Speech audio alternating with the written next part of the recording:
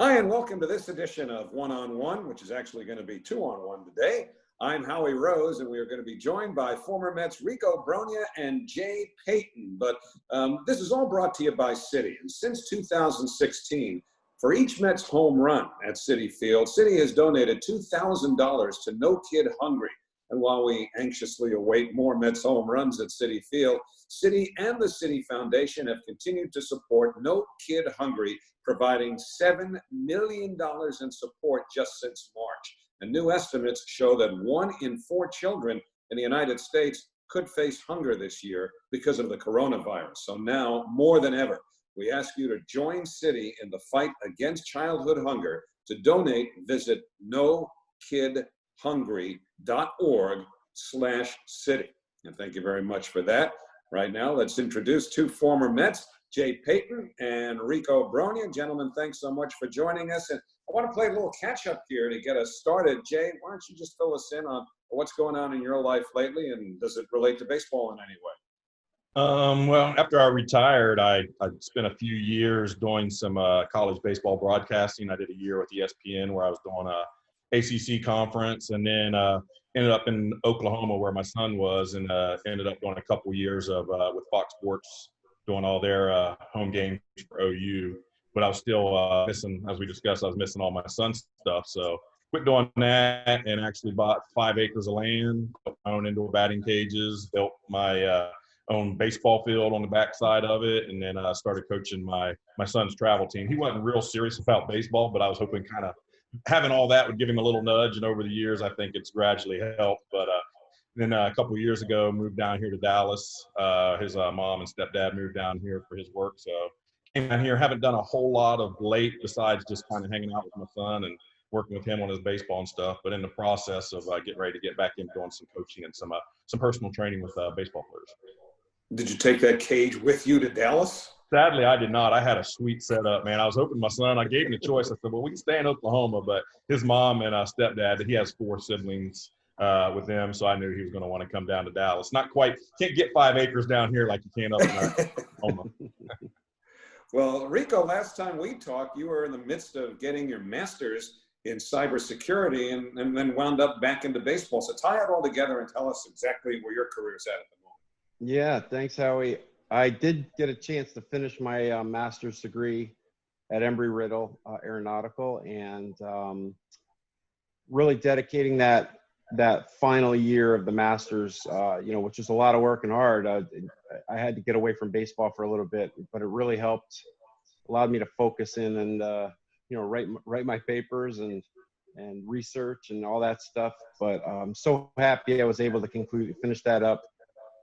Did well, really enjoyed it, learned so much, had some teachers from like the intelligence community of NSA and CIA and DOD and DIA. So really, it was really cool. Got to learn a lot about especially nowadays with cyber and information security being, an international thing. It was really enlightening, but I was able to actually sign on with the Oakland Athletics as a player development or minor league coach. Unfortunately, I was one of the guys that was furloughed recently, which is happening around the game. But I'm really happy the A's hired me, and I'm crossing my fingers that we'll be able to someday get back. All right, so Jay says he's working his way back towards doing some coaching and personal training, and you go, and by the way, Rico was being modest there. He had a 4.0 index on his way to that master's. But what I want to know is, Jay, you're probably thinking the same thing too. You go through the commitment that you have to make to get your master's, you get it, and then you drop it and get back into baseball. What happened? How come you went back to baseball? It just brings you back. It just, it's that magnet of it's what we do, Jay. No, I mean, it's kind of in our DNA. Once you're in, you're never really out. It was really weird being away from it for a year. That sabbatical I took to get, but the whole time I kept thinking, okay, I'd like to manage, I'd like to coach, how can I apply this to baseball? That's how I saw it. I was really interested in how the computer stuff could relate, statistical analysis, data analysis could relate to baseball. So I never really left it in my mind and my heart. That said, I humbly say it was not easy to get back in. I was denied by a few, or not taken in. I interviewed with a few teams, and it was not. The A's took me, so I'm happy to say that worked out. But not everyone, it didn't work out everywhere.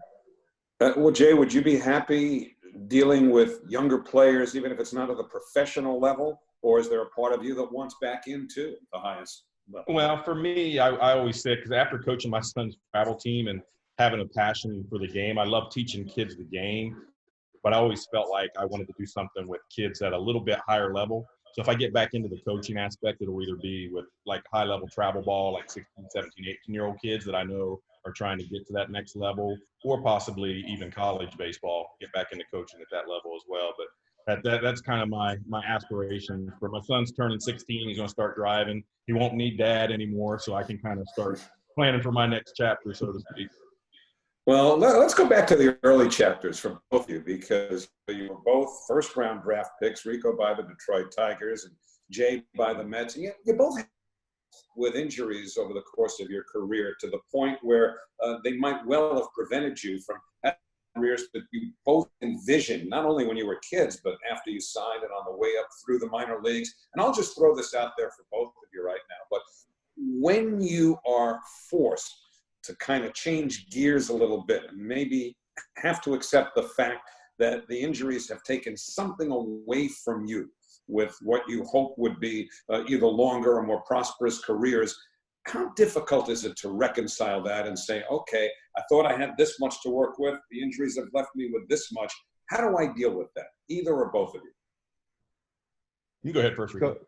Okay. It's a really tough, thanks, Jay. It's really interesting process to take in. I say interesting because that's probably the nicest word I can think of. It's frustrating. It's heartbreaking. It's really heartbreaking at first when you feel like to get to that level. I think an athlete has to be so strong and willful and powerful inside, physically as well as mentally, that you have to be almost feel like you're indestructible. You can't be beaten, indestructible when all of a sudden parts start breaking down and you realize you can't. Your swing's a little different. You can't run as fast. Physically you're just not there, but mentally you're getting sharper. So you have this up and down thing going because you're learning the game and you're seeing it. So your experience and intelligence about how to play the game should increase, raises, and your physical ability is declining, especially with injuries that could be at a faster rate, like it was for me. So it's really frustrating. But you feel indestructible. You feel like nothing can stop you. And then all of a sudden you're facing the best competition in the world and you're not at your peak. And you're doing everything you can. You're seeing the trainer, you're doing your diet, you're doing your exercise, you're strong mentally, but it's really tough to compete against the best athletes in the world when you have something bothering you. And Jay, you went through, 2 Tommy John surgeries, a shoulder surgery, and most of this before you got to the big leagues. And I know that on your way up through the Met system after a great college career at Georgia Tech, the thinking was that the Mets have found themselves an impact hitter here. Just how were you able to manage, let's say, a second Tommy John surgery? Were you told at that point that maybe the major leagues were a long shot? Yeah, for me, it was tough. You get into pro ball and you know you're good enough to play, and you don't know how fast you're going to progress through the minor leagues to get to the big leagues. And for me, I had that quick rise. I mean, I was in AAA, my first full season of playing and thinking, all right, things are great. And then I had that first Tommy John surgery, and that kind of set you back. And kind of like Rico said, you mentally get stronger during all this, but on the same note, like he said, you're playing against the best, and all of a sudden you miss 6 months or you miss time, and you're trying to come back, and you're competing against the best to try to be the best. And like you said, after my second Tommy John surgery, I remember the doc said, hey, we can do the second one, but he said there's a possibility you might have to find something else to do as well. And for me, fortunately, not being a pitcher, I think that was part of the problem running in, what helped me not in the second one. The first one, not being a pitcher, I think I kind of got rushed back maybe a little bit. And that first one didn't take, ended up missing a whole season. But then being able to come back from the second one and just, like I said, it's a mental thing. And that's like now, as people, I see things that people get upset about or can't deal with. And I've dealt with so much through my injuries, and I ended up hurting my shoulder trying to protect my elbow. That's why I ended up having shoulder surgery. But I dealt with so much, and like Rico said, it just makes you mentally tough and strong getting through that. But at the same note, it is hard to compete against the best, when you're not at 100%. But in the end, you did, and you both made it and had prosperous big league careers. Rico came to the Mets a little bit before Jay did. And Rico, when you got there, the Mets were clearly in transition because they had a very difficult 1992 and 93 season. Then you come over from Detroit, their organization. Joe McIlvaine was the general manager, and he was really new in the job with the Mets as the GM at that point, and was charged with really turning a whole lot of things around organizationally. When you got there, things did seem like they were now starting to tick a little bit in the right direction. Just kind of tell us about the atmosphere in that clubhouse when you could tell that there was some good young arms coming in and there was some young talent being assembled. Did you think that club was going to come quicker than it actually did? Well, we did have the pitching. We did have the pitching with and a good mix of veteran experience with talent. Saberhagen, Franco, and Bobby Bowe, and Hundley was catching. So we had a lot of good veteran presence in the clubhouse with Alfonso was coming up. I think Jeff Kent was still there. And so there was a really good mix, I should say, with veterans and younger players such as myself at the time. And we had young arms. So, fortunately in the long run, we didn't all stay healthy, but there was a lot of optimism. And what I kept hearing when I first came there was this atmosphere, this culture needed to change. That was always, whether it was the media or the players or coaches talking about, it hasn't been about what's happening on the field. It's been about what's happening off the field and newspapers and who's going where at night. And we need to get this back on the field. So for me, that was not a problem. I mean, I was just so happy to make, be up there too, that I was focused on one thing. And so personally, I was really excited about where they wanted to go with the culture, where I thought the team was going. And Dallas Green was perfect for me because he had that personality, that football mentality that, I was used to. So it didn't really, some guys rubbed the wrong way, and it was a tough personality. But for me, I had it all, every day in my house with my dad. Yeah, that is interesting. That is interesting because Rico has done a lot of football coaching over the years. And generally, you don't hear a lot of players. And Jay, by the time you got to the big leagues, if I'm not mistaken, Bobby Valentine was already the manager. So you had missed Dallas. But there aren't a lot of young players who would tell you that, oh, yeah, Dallas was great for my career. He seemed to be a lot more comfortable with veteran players. So what was it that connected you and Dallas? Well, I think he liked guys that cared about defense. So initially, I was a first baseman, and that at that position, you just get a lot of guys who just want to hit and learn how to do the basics maybe as best they can at first. But he could see in me that I had this passion for being, caring about my defense, caring about the details. I tried to be the first one at the ballpark every day. He saw that.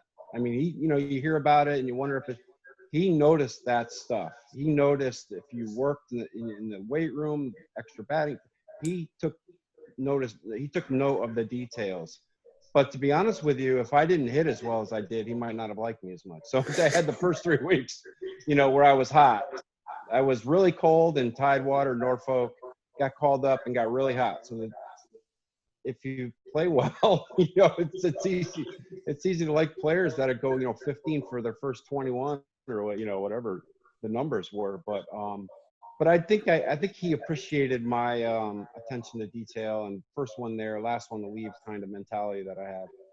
And Jay, you played for Bobby Valentine, as I mentioned, different managers, completely different managers, Dallas Green, Bobby Valentine. What about Bobby did you feel, and I'm assuming you did, connected you to him in a way that was prosperous to your career? I think for me is like Bobby's one of those guys, you meet him and you just listen to him talk and listen to everything he talks about. I tell people to this day, he's extremely intelligent, probably one of the smartest men that I've been around. And just, you have a respect for that. He understands the game. He knows how to motivate you, but he had a little bit of the Dallas Green in him too, I think, where he could could jump on you and get on you. And like he said, not everybody responds to that the same way. For me, I grew up, being doubted, being told you can't do this, you can't do that, and different things. So I had no problem with the toughness that Bobby brought. And, he was just a great guy for me to learn from more than anything. Well, I want to talk about now just some of your favorite memories as players, and I'm going to stoke you with a couple early on. And then people might not realize this, but Rico, you hit the first home run in the history of Coors Field, which was when the Mets and the Rockies opened up in late April of 1995. That's after they finally settled the strike and the season got started a little bit later. But so did the home run balls at Coors Field, because your homer came in the fourth inning. What the heck took 3 innings plus to get the first ball hit out of Coors Field? Yeah, Billy Swift had a sinker, so they may not sink as often as well as they do in other places, but he did throw a sinker, so maybe that's why. But to be honest with you, Howie, I mean, to this day, and people showed me the highlight on YouTube, I thought it might have been a double over the center fielder's head. And that's not being humble. That's just being realistic. I mean, I really knew I barreled it. I was down where I liked it, but I thought it might go over his head and I might, jog into second base. But that it did have an extra gear in Colorado, as we all found out. So it took to the fourth inning, but I think we lost that game. We lost that game in extra innings. That was the Dante Bichette game, right? Dante Bichette, yeah, he's fist pumping but the main thing was that we came to the stadium and they had plows in the outfield, plowing the snow off the outfield grass. We were going to play. I mean, they were just opening the stadium up, obviously with the first home run, first game ever played there. Jay, don't think I didn't see your eyes light up when I mentioned Coors Field, because you wound up playing there actually twice, I guess. First, with the Rockies, and then right at the end of your career, going back for a little cup of coffee with them. How much did you love hitting in that ballpark? It was a great place. And I think the beauty of that is, I think, hitting there every day. I had my best year playing there as far as numbers go, but playing there every day, it just gave you like a certain confidence, and you could take that on the road, where I think sometimes you play in a bigger ballpark, maybe you try to do too much, and that carries over when you're traveling. Playing there, if you put a good swing on it, good things were going to happen. And I think that helps you even when you go on the road, because then you're not trying to do too much. You're just getting that habit of being at home and taking a nice swing. But it definitely had an extra gear. My favorite memory of that was, I think we were playing, I can't remember who it was playing the Padres, first base. I remember he's like, I'm just going to try to hit the ball in the air and hit a home run. And he hit a pop-up, and I was in the outfield, and I'm like running, and the wind was blowing about 35 miles an hour out. It kept going, so I told myself my next at bat, I'm just going to try to hit a pop-up. Ended up lucking out and doing the same thing. I'm like, hey, there's something to this. I remember Todd Hundley crowing about how badly he wanted to play at Coors Field for full time. That might have been pretty good hitting for him too, huh? For anyone. Well, you guys obviously had some moments as Mets that a lot of people latch on to. And Rico, you talked about the start that you had and how instantly we took note of Rico Brogna. But you also mentioned almost just parenthetically, when you were talking about Dallas Green, defense. And, you were a good enough defender at first base, to be considered in the Gold Glove category. That's how good Rico was with a glove at first. And that was the first real first baseman the Mets had since Keith Hernandez, who gave you that feeling that that position was something special. Well, now the Mets have a kid, as you've probably seen, Pete Alonso, who certainly took everybody by storm because of the 53 home runs he hit last year, but he's so committed to making himself better defensively. Have you seen enough of him to where you feel that he can get to where he wants to be? And he looks at Paul Goldschmidt and says, that's my prototype, that's my idol. I want to go from, say, here to here defensively. Have you seen enough of him that makes you think he can do that? I have seen a little bit of his defense, and yeah, I've watched him play. Being in Connecticut, I see some of the Mets games, obviously, in highlights on TV now. So he obviously has the offensive. The sky's the limit there, and I hear about his work ethic at first base. And the first thing I think of is C.J. Cron when I was coaching with the Angels. Everyone was on C.J. about he had tremendous power, and he's playing now still. He's hitting a bunch of homers, but what he did every day to work on his defense took him from in scout speak, took him from that 35-40 range with 50 being average up into that 45, almost 50 area. And if you can become a borderline average defender at first base, that is very good. So that's not it may not sound as nice as but if you're an average fielder at your position in the major leagues, that's an incredible. So that's a very high level, obviously. So if he could get, even if it's not quite average, just under that with the offense included, you at first base, it's a selfless position. You're just trying to make your infielders feel like they can try to make a play and you're going to catch it. The other thing is, I think you're not a block. You're not just standing there 12 feet off, 12 feet back, where all these ground balls get by. I know we have shifts and everything, but you need to be able to push your second baseman toward the middle of the field, push the shortstop over, create range, and have now the pitchers know they're covering. There's no, it's kind of, that's where the team aspect. If you have a defensive first baseman, a JT Snow, a Keith Hernandez, Don Mattingly, man, John Olerud. I mean, look at the infield the Mets had when Olerud played first. Right. That was Jay. That was probably when you were there. But they one of the best infields ever in the history of the game when they had a great first baseman. Now, Jay, if I were to put two of your baseball memories alongside each other, I'm curious which you would say you cling to the most and take most pride in. Liza's number 2. What's that? I said Liza's number 2. Okay. Okay, good. So then the World Series homer off of Mariano's number 1?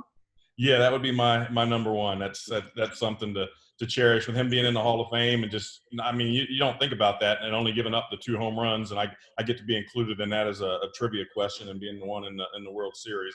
I'll put that as number 1 and put Liza as number 2. I already knew where you were going. Well, for those who don't know, for those who might not know, when baseball came back to New York 10 days after the attacks of September 11th, 2001, the Mets played the Braves, and there was a lot of pageantry that night, yet it was a very solemn night once the game started, and really continued that way until really the 7th inning stretch. And Jay, why don't you take it from there? Because Liza Minnelli, during that 7th inning stretch, did a phenomenal rendition of New York, New York, and just tell us how you and she came together. Well, I just happened to luck out because I was up first that next inning coming up. So she got done singing, and it really lit up the crowd. Everybody was super excited, yelling and screaming. And I know there was a lot of doubt about whether we should have been playing or not playing, but in hindsight, that was the absolute best thing, the right decision for everyone to do. But after she got done singing, I was on deck, and she just looked over at me and opened her arms up. So I went over and got the hug and got a little kiss on the cheek. And it's kind of funny because my mom actually sent her a photo of that in the mail. And she actually signed it and sent it back to my mom, and then my mom gave it to me. So it was a nice little surprise for my mom to do that. That's great. So, all right, Rico, the pressure's on. There was Jay Payton's brush with Hollywood, if you will. How about you? Have you had any moments like that over your career? Nothing close to that. No, that's an amazing. That's historic, and so. Congratulations to Jay too, because that's something that can never be taken away. What an awesome thing that was, and it's great for the Mets too. So, no, I don't really have anything other than a home run that anyone could have hit at Coors Field. With not much celebrity stuff, and but that was incredible. I think that what the healing power, it makes me think of the healing power of baseball, especially all what we're going through right now. And it's just so American. It's so traditional, historic in our country, that the great things that come from moments like that with Jay and baseball are awesome. So as far as your favorite moment, Rico, on a baseball field, now that we gave Jay 2 of them and he picked one, which would your favorite moment be on a baseball field? For the Mets, anyway. Yeah, I think, there's really no time quite like your first time up. So whether it's your initial call to the big leagues, I was welcomed to the major leagues by everyone on the Mets team when I got called up to New York. I had already spent time in the big leagues in Detroit, but everyone said, welcome to the major leagues. The American League is like AAA. So they said, no, this is your first real call up. And it was kind of a good joking thing they had going. But I really remember, my first hit against the Pirates. This is a base hit over the second baseman's head, but I was 0 for my first 7 after being about 0 for 50 in the coming up. And that moment, it turned it all. It turned from there for me personally. So that's a very personal, it's not a big heroic walk-off home run kind of moment, which might be my second with the Mets. But that first hit against the Jay Bell at second base for the Pirates said, "Hey, kid, come on, get it." I was like 0 for 3 or 0 for 4. My last at bat, I got a signal, and he kind of winked at me. From there, I kind of got hot after that. But that on John Franco Day, we had a brawl against the Chicago Cubs a couple years later. And it was John Franco Day, I remember, because I think he got thrown out of the game in the fight. He was one of the guys that was tossed in the brawl. Was that against Atlanta? Well, there was another one, I believe. We might have had a couple when Steve Avery threw at somebody and Dallas Green got hot, and everyone went out there to back up Dallas. And that was another brawl. But the one against the Cubs, it was a day game. I remember Jerry Seinfeld's birthday. He had a suite up there. It was I think it was John Franco Day. I know he was thrown out of the game. That's 100%. There were like 10 or more players tossed. But I hit a walk-off home run in the it was either the bottom of the 9th. I think it might have been the bottom of the 10th inning of that game. It was Scott Service and Pete Harnish at home plate that started the whole thing. Ironically, good friends at the time too. They just started yelling at each other, and it was on. It was the worst baseball brawl I was ever in. So I have a little scratch of blood here, a black and blue mark there, a shirt's ripped here, and I hit the walk-off home run, and we went nuts. The team was like, it was something we needed, and I think anytime you get a walk-off home run, there's nothing like that. And I didn't have many of those, but and Jerry Seinfeld came in the clubhouse. I mean, come on, it was like during the height of his fame and his show. So he walked in the clubhouse and he gave, and he gave me a ball to sign. I said, "No, will you sign this for me?" He said, "No, you're supposed to sign it for me." And I said, "No, you're signing it for me." That doesn't surprise me. I got him to sign it. I have it in my office over here.